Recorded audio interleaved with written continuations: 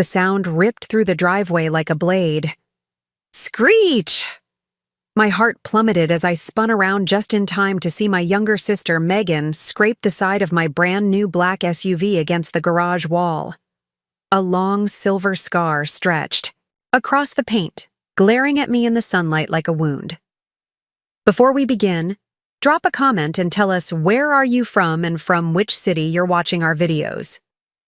And after watching the whole video, don't forget to tell us, what would you do in this situation? Be honest. Tell me in the comments below. We read every comment. Let's begin. Megan, I shouted, rushing forward, my pulse racing. What did you just do? She climbed out of the driver's seat with a smirk, brushing her blonde hair back as if she'd done nothing wrong. Relax, Claire. It still works. It's not like I totaled it. Her voice dripped with mockery, as though years of my sacrifice, saving, and hustling meant nothing. My throat tightened.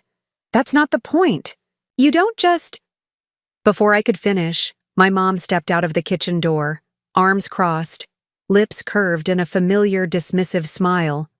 Oh, stop it, Claire, Mom said, chuckling under her breath. She didn't mean to. Don't blow this out of proportion. The words landed like daggers. My SUV wasn't just a car. It was the symbol of everything I'd worked for. Every late shift, every skipped meal, every night I told myself that one day I'd have something of my own. That vehicle was my pride, my proof that I wasn't the failure they painted me to be. But in this family, Megan could do no wrong, and my victories were always minimized. Megan smirked wider, tossing her keys into her hand. Seriously, Claire, don't cry. Nobody cares about scratches. Nobody cared. That was the cruel truth echoing in my head. My nails dug into my palms as I fought the tears burning in my eyes. My chest ached with unspoken words, the kind I'd learned to swallow since childhood. And then, the front door creaked open.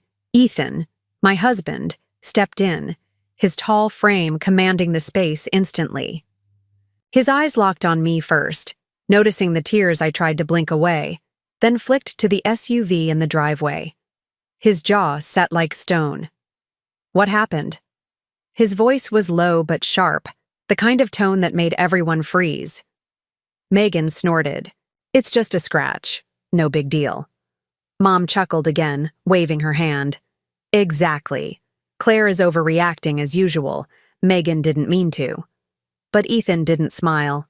He didn't shrug. He turned slowly, his gaze slicing through their arrogance like a knife. Then I guess, he said, voice calm yet heavy enough to silence the air. It's time to explain whose car that really was. The room went still. Megan's smirk faltered. Mom's confidence cracked.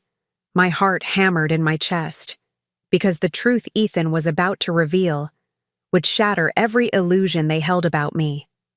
The silence that followed Ethan's words was deafening. Even the ticking clock on the wall seemed louder, each second slicing through the tension. Megan forced a laugh, flipping her hair. What's that supposed to mean? It's Claire's car, isn't it? She probably saved her waitress tips for years to buy it. Her voice dripped with cruelty, each word meant to cut me down. My fists clenched, but Ethan stepped closer, his gaze fixed on her. You think you're entitled to treat it like a toy because you assume it's Claire's? You're wrong.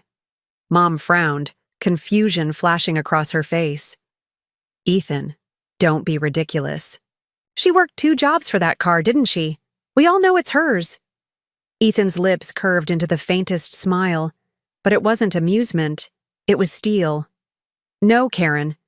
That SUV isn't Claire's, it's mine.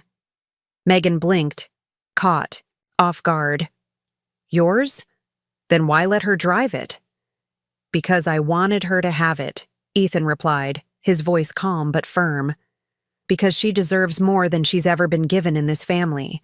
That SUV was a gift, a statement, and you treated it like garbage.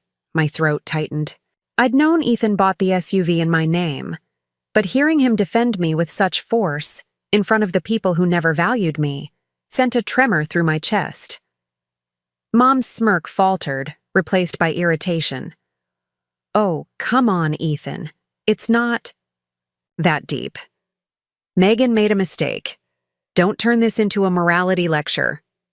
But Ethan didn't budge. He stepped closer to the two of them, his presence almost suffocating in the room. "It is that deep. You laugh when Claire's hurt. You minimize her struggles. You've turned every achievement of hers into a punchline.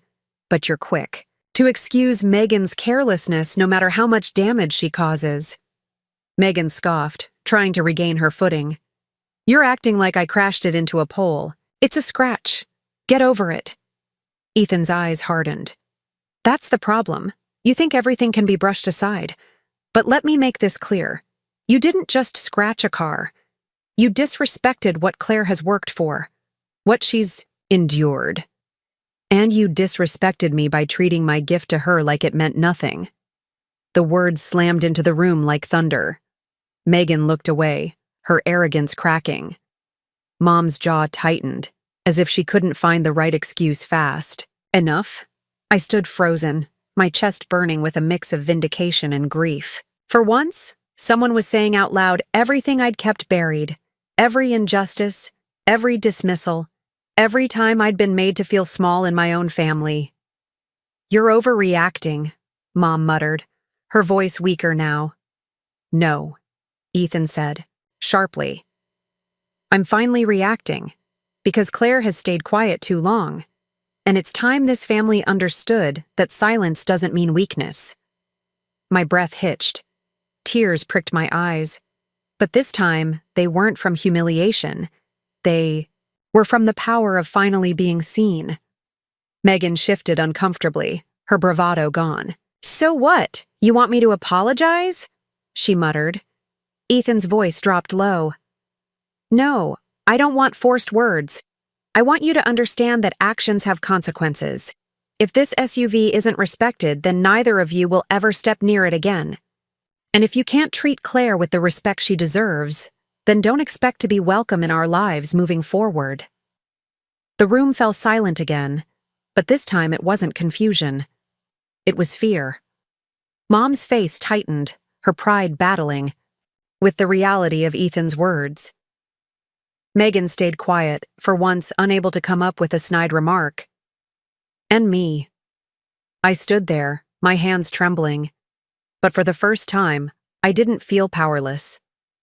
For the first time, I felt like maybe this was the beginning of something different. The weight of Ethan's words hung heavy in the air. My sister's smirk had vanished, and even Mom looked unsettled, her arms still folded but not as steady as before. For once, they weren't laughing at me. They were cornered. I swallowed hard, my pulse hammering in my ears. I'd spent years biting my tongue, letting insults slide, letting humiliation roll off me. But Ethan's defense lit something inside me, a fire that refused to be smothered anymore. I stepped forward. "You know, what?" My voice trembled at first, but then it grew stronger. "I've stayed quiet because I thought silence kept the peace. But peace doesn't exist when only one person is expected to sacrifice for it." Mom blinked, surprised by my tone. Megan rolled her eyes, but the flush in her cheeks betrayed her. "All my life," I continued, "you've belittled everything I've done. Every job, every milestone, every moment I was proud of. You laughed. You acted like I was lucky to exist in your shadow. But today, I realized something." I took a shaky breath. "The only reason you laugh is because deep down you're terrified. Terrified that maybe I'm stronger than you ever wanted me to be." "Don't start with the dramatics, Claire," Mom snapped, her voice sharp but cracking at the edges. "This isn't drama," I shot back louder this time. "This is truth. Megan, you think scratching my SUV is nothing, but it's not about the car. It's about the years of disrespect, the years of taking and never giving back. And Mom, every time you excuse her, you tell me I don't matter." "Well, I do," I matter more than you'll ever admit." Megan's lips parted, but no words came out. For the first time, she looked small, like the arrogance she wore had slipped right off her shoulders. Ethan placed his hand lightly on my back, grounding me, but he didn't interrupt. His silence was his support. I turned my gaze directly on my mom. "You always said family comes first, but you never treated me like family. You treated me like an afterthought, the one who was supposed to endure everything quietly. That ends today." The room went still. My words echoed like a verdict. Mom opened her mouth, searching for control. "You're being ungrateful, Claire. We've given you everything." "Everything?" I cut her off, my voice rising with years of bottled pain. "What exactly did you give me? Constant comparison to Megan? Being told I wasn't good enough no matter how hard I worked? You didn't give me love. You gave me lessons in survival. And now I've survived long enough to finally stand here and say, I don't need your approval anymore." The fire in sea. My chest spread to my throat, my words sharper than I'd ever dared before. Megan muttered, "You're just overreacting." I snapped my gaze to her. "No, Megan, I'm done underreacting. You've coasted on excuses, on being the golden child, but one day excuses won't cover you. You'll realize life isn't about who laughs the loudest. It's about who stands the tallest when no one else will." Ethan's voice finally joined mine, steady and final. "Claire has given this family more grace than you deserve. But she's not going to carry your disrespect anymore. From this moment forward, things change. Either you learn to respect her, or you lose her." The silence afterward wasn't just heavy, it was suffocating. Mom's jaw worked, but no words came out. Megan's eyes darted toward the scratched SUV, then back at me, as though she realized for the first time that her actions had real consequences. And me? For the first time in my life, I wasn't the quiet one in the corner. I wasn't the girl, holding back tears. I was the woman who had finally spoken, finally fought, finally claimed her worth, and I wasn't going back. The air was thick enough to choke on. My mother's face had gone pale, her lips pressed tight, while Megan's bravado had crumbled into silence. For once, I wasn't the one standing small in their presence. I drew in a slow breath, steadying myself. Ethan's right. Things change now. I've spent years letting your words cut me down, but not anymore.